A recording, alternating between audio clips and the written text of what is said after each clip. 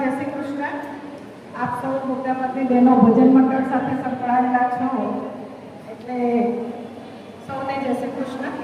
આજે અહીંયા અમદાવાદ જિલ્લા મહિલા કોંગ્રેસની આ મીટિંગની અંદર મારી સાથે ઉપસ્થિત અમદાવાદ જિલ્લા મહિલા કોંગ્રેસના પૂર્વ પ્રમુખ બેન શ્રી નિમિષાબેન, એવા જ ભાઈ શ્રી પંકજભાઈ, નરેન્દ્રભાઈ અને હમણાં તાજેતરમાં જેમની નિમણૂક આપી પ્રમુખ તરીકેનો હોદ્દો આપ્યો એવા બેન શ્રી ઈનાબેન અને અહીંયા ઉપસ્થિત સર્વે ભાઈઓ અને બહેનો,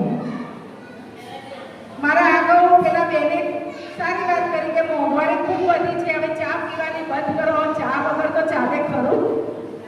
ચાલે? એટલે આ ભારતીય જનતા પાર્ટીની આ ભાજપ સરકાર જ્યારે વાતો કરે છે, જ્યારે મત લેવા હોય ત્યારે એમ કે મારી બહેનો માટે હું મોંઘવારી ઘટાડીશ, બહેનોના મહિલા વિકાસના કામો કરીશ, મહિલાઓના વિકાસ માટે સબસિડી આપીશ, ગ્રાન્ટો આપીશ, બધા વાયદા અને વાતો કરી અને દિલ્હી જતા રહ્યા। જ્યારે 5 વર્ષ પૂરા થાય અને પછી પાછા વોટ લેવા આવે એટલે પાછી એના એ જ વાતો કરે કે અમે મોંઘવારી ઘટાડીશું, પણ હજુ સુધી મોંઘવારી ઘટી નથી। હમણાં જ હમણાં 2 દિવસ પહેલા આપણે સૌએ જોયું કે ખાંડના ભાવ 48 રૂપિયા હતા, પહેલા 35 હતો, પછી 45 થયો, 48 થયો અને અત્યારે 68 રૂપિયા ભાવ થઈ ગયો, એટલે 70 રૂપિયાની આસપાસ ખાંડ 75 રૂપિયા, 70 થી 75 રૂપિયાના ભાવની ખાંડ થઈ ગઈ।